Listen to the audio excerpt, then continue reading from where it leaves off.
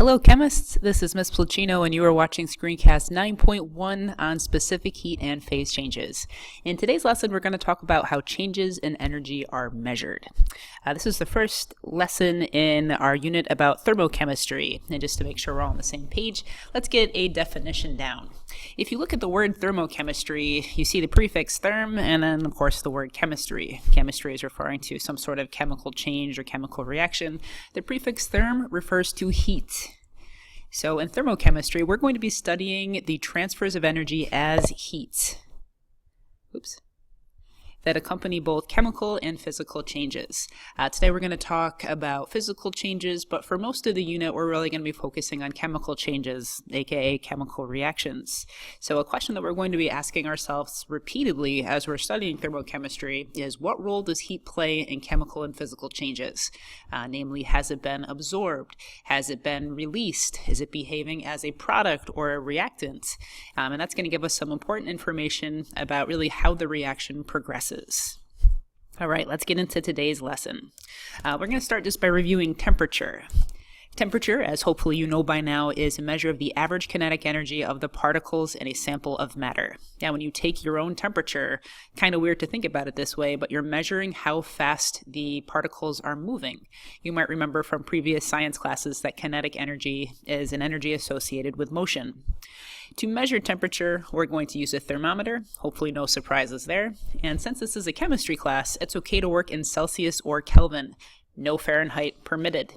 On your reference table, table T with all the formulas, you're given this one. The temperature in Kelvin is equal to the temperature in Celsius plus 273. This is hopefully a very straightforward formula for you to use. We've used it in the past, so I don't want to review it now. But for everything that we're talking about this unit, you can use Kelvin or Celsius. Oh boy. Celsius. Pretty close enough, you get the idea. Unlike gas laws where you had to be in Kelvin, it doesn't really matter for thermochemistry whether you use Kelvin or Celsius. We're often looking at a difference or a change in temperature, so just be consistent. You won't want to have your initial temperature in Celsius and your final temperature in Kelvin. That's going to provide or cause some problems, but as long as you're using the same unit for temperature, you should be okay. A lot of people confuse, or I shouldn't really say confuse, use the word temperature and heat interchangeably. That's not going to fly in chemistry class. Heat is a form of kinetic energy that flows from one object to another due to differences in temperature. So heat is the movement of kinetic energy, and it's going to stem from two pieces of matter having different temperatures. So for example, we've got sample A and sample B. We're trying to show you that the temperature of sample A is greater by putting it in pink. If we put the two samples in contact with each other, heat is going to flow from object A to object B. And if you think about it in terms of temperature and kinetic energy, you've got your little pieces of matter, and they're moving around at really high speeds since we have a high temperature. If we look at sample B, same idea, we still have little pieces of matter. Make little shorter lines to show that they're not moving quite as fast. So you can imagine as one of these high speed particles from sample A touches a slower moving particle in sample B, some of that kinetic energy is going to be transferred. So we're going to have a fast moving particle hit a slow moving particle, and it's going to speed it up. And as a result, as that energy is transferred, sample A is going to cool off as it loses energy. Sample B is going to become hotter or increase in temperature as those particles gain energy. So heat is always going to flow from hot and cold. I know when I was little, I used to get yelled at. I'd open up the refrigerator and my dad would say, "Hurry up and make a decision, you're letting all the cold air out." Now, in reality, that's not the case. The cold air isn't escaping. The warm air or the room temperature air from the kitchen is going into the fridge, and it's causing everything to warm up. Good thing I didn't know this. At that point in time, I don't think it would have gone over well had I corrected him. When it comes to measuring heat, we use the units of joules or also calories. We'll start with joules first. Joule is the SI unit, the System International Unit of heat, as well as other forms of energy. A calorie is the amount of energy it takes to raise 1 gram of water by 1 degree Celsius. I'm sure you've heard calorie before. If you look at a food label, everything's always listed in calories. A chemistry calorie, and I guess it's a little misleading the way I have it set up here. It should be like a lowercase c. A calorie, that's chemistry. And then you always see it with a capital C, calorie. It's for food. A food calorie is actually, stubborn about letting me write, a kilocalorie. So 1,000, get rid of that for a second, 1,000 chemistry calories equal a food calorie. So we're going to really ignore kind of food calories when we're talking about this unit, just to avoid confusion. We'll use calorie and kilocalorie instead.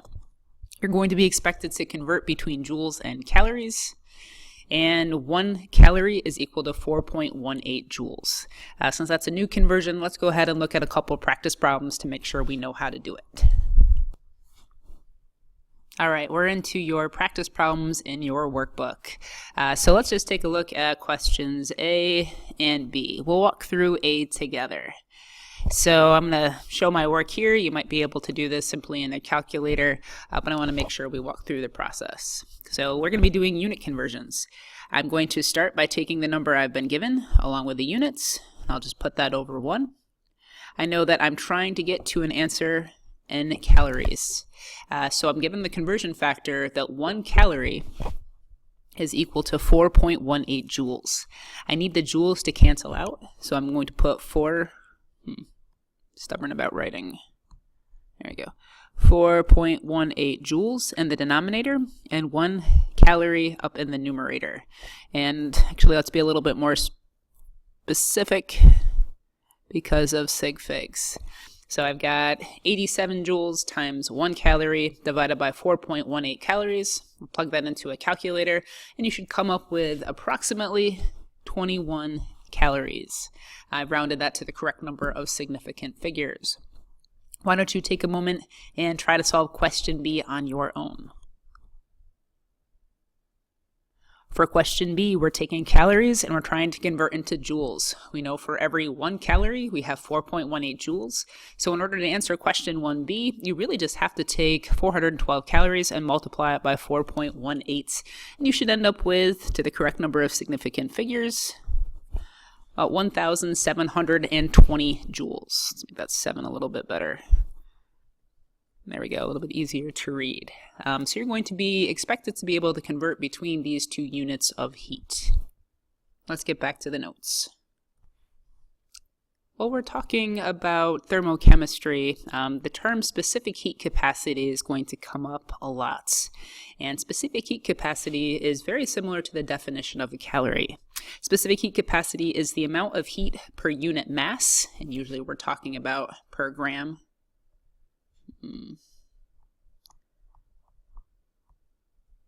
Required to raise the temperature of that substance by 1 degree Celsius. So everything out there, every different pure substance, whether it's a compound or an element, is going to have a specific heat capacity. And you are not expected to memorize specific heat capacities. They're going to be provided to you.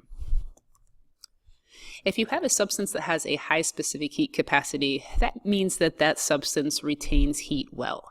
Usually it's going to take a while for the substance to heat up, and then it's also going to take a while for it to cool down. If you have a good conductor of heat, they tend to have very low specific heat capacity values, meaning they heat up and cool off very quickly. Just to give you an example, water has a specific heat. There we go. 4.18 joules per gram degree Celsius. So it requires 4.18 joules of energy to raise the temperature of 1 gram of water by 1 degree Celsius. And that's a relatively high specific heat capacity value. Something like gold, which is a very good conductor of heat, 0.129 joules per gram degree Celsius. So if I had 1 gram of gold at room temperature and I wanted to increase its temperature by 1 degree Celsius, I would have to add to it 0.129 joules of energy. And again, this is for gold. So a lot of our metals, which are really good conductors, are going to have low specific heat capacities, generally less than 1. Something like water has a high specific heat capacity at 4.18, and it takes a while for water to warm up, and then it's going to stay warm and retain that heat once it's gotten it. Let's do a little bit more with specific heat capacity. In your reading, you came across this formula, Q equals MC delta T. Sometimes you might hear people call it the Q equals MCAT formula, since that delta symbol looks a little bit like the letter A. Q is heat. More often than not, we're going to measure that in joules. It is possible to have heat in kilojoules or in calories. M is our mass. That's going to be in grams. C is the specific heat capacity. We always give specific heat in joules per gram degree Celsius. You want to make sure that your units are matching up. So for example, joule with joule, gram with gram. Delta T is found by taking the final temperature, then subtracting the initial temperature. And more often than not, you'll see it in Celsius, but we talked about it at the beginning of the class. It really doesn't matter if you're working in Celsius or Kelvin. For example, if we're going from 25 degrees Celsius to 0 degrees Celsius, that's a change of 25 degrees Celsius. If we turn those into Kelvin, we've got 298 Kelvin and 273 Kelvin. You're still talking about a change of 25 Kelvin. So again, it does not matter whether you're in Celsius or Kelvin, just be consistent. Temperature final and temperature initial need to be in the same units. So they're there. That's how we get everything to cancel out. Let's go ahead and apply this formula. So we'll go back to the practice problems. All right, I'm going to take a look at question number 2. It says a 25.4 gram sample of copper is heated from 12.8 degrees Celsius to 63.1 degrees Celsius. How much heat was gained? And we're given the C value, the specific heat value of copper is 0.385 joules per gram degree Celsius. All right, so I've got a mass, I've got an initial temperature, a final temperature, and a specific heat, and we're asking about how much heat or how much energy has been gained. Let's circle that so you can actually still read it. So this is telling us, okay, we've got to use Q equals MC delta T. So let's write that down. Q equals MC delta T. Now it's just a matter of plugging in the values where they belong. We're asked how much heat is gained. So we're going to leave Q as our unknown. I know the mass of my sample. It's 25.4 grams. I'm given C in the question, 0.385 joules per gram degree Celsius. And finally, I don't have a temperature change provided, but I've got the information to figure it out. It's always temperature final minus temperature initial. So if I move this over a little, there we go. 63.1 degrees Celsius minus 12.8 degrees Celsius, and that'll give us the delta T. From here, it's a straightforward algebra problem. Make sure that you are careful about order of operations and how you're punching things into the calculator, but this is plug and chug. So I end up with Q is equal to, when I'm done grinding through the calculation to the correct number of sig figs, I think I can have 3 of them, so I get 474 joules. So in other words, for our sample of copper that has a mass of 25.4 grams to go from 12.8 degrees Celsius to 63.1 degrees Celsius, we had to give it 474 joules of heat. That's all there is to it. There are more practice problems, of course, for you to play around with. I would recommend giving those a shot, making sure that you're really comfortable with using the Q equals MC delta T formula, as we are going to be building on it in the very near future. When we were talking about solids, liquids, and gases, this phase change diagram was, or I should call it a heating curve diagram, was introduced, where we've got the relationship between the amount of energy added to the sample and how its temperature changes. There are certain points in time where energy is being added, but it's not accompanied by a change in temperature. Namely, we're looking at line segment BC and line segment DE. So if this is for water, we know line segment, and actually it doesn't matter if it's for water or really almost any other substance out there. This first part of the heating curve, line segment AB, represents the substance as a solid. CD, we're at a liquid, and EF is a gas. At line segment BC, we have melting, and sometimes you'll hear that called fusion. Please don't get that confused with a nuclear reaction fusion. They are two totally different things. Up at line segment DE, we have vaporization or evaporation, whatever you'd like to call it. So when you are taking a substance and you are heating it up, in addition to just changing the temperature, you can force phase changes. So if I'm within a single phase, a solid, a liquid, or a gas, it doesn't matter, I can use the formula Q equals mc delta T to figure out how much energy has been gained to cause a change in temperature. If you look at fusion and vaporization, again, line segments BC and DE, why won't this formula be helpful at all? If you look at it, we've got mc delta T, so change in temperature. And at the melting point and boiling point of a substance, temperature does not change. So if I try to plug into Q equals mc delta T is now equal to 0. And that means that mass and specific heat capacity, regardless of what they are, anything times 0 will be 0. And this doesn't make sense because heat is, or energy is being added. So Q cannot be equal to 0. So if we're changing phases, we cannot use Q equals mc delta T. I'm sure you're just dying to know what can we use instead. It's on your reference table. For the phase change from liquid to gas, so vaporizing, evaporation, whatever you'd like to call it, we use heat of vaporization. It's called Q equals mH sub V.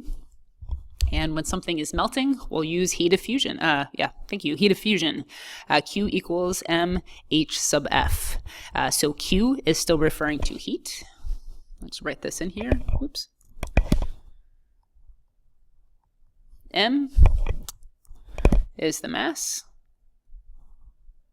Doesn't want to write over there. And V is what we call the heat of vaporization.